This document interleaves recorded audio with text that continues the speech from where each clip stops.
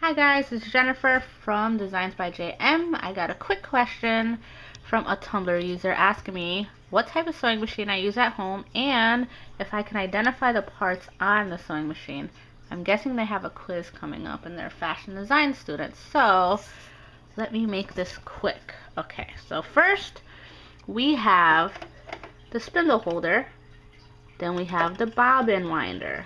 Got that? It goes back and forth, okay? Then we have the balance wheel. Alrighty, then we got the back tack. Alrighty. Then we have the thread tension. Then we have the buttonhole, zigzag, straight stitch. Go down here. Bobbin casing. And these are the parts of the bobbin.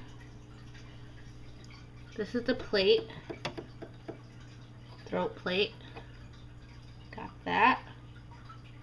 Take up lever is right here.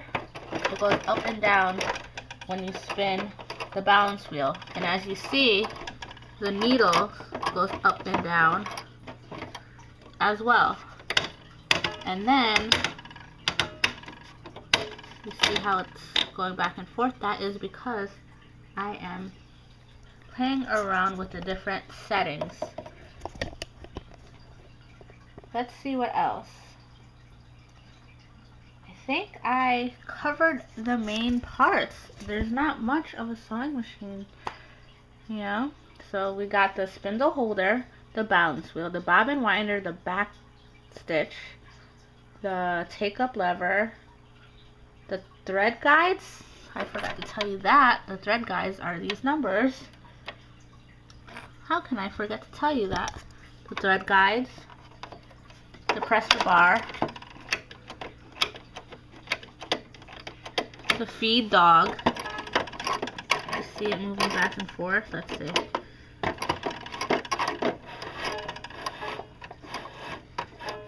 Okay. Needle thread tension. Alright, so that's it, I think. If I missed anything, please let me know.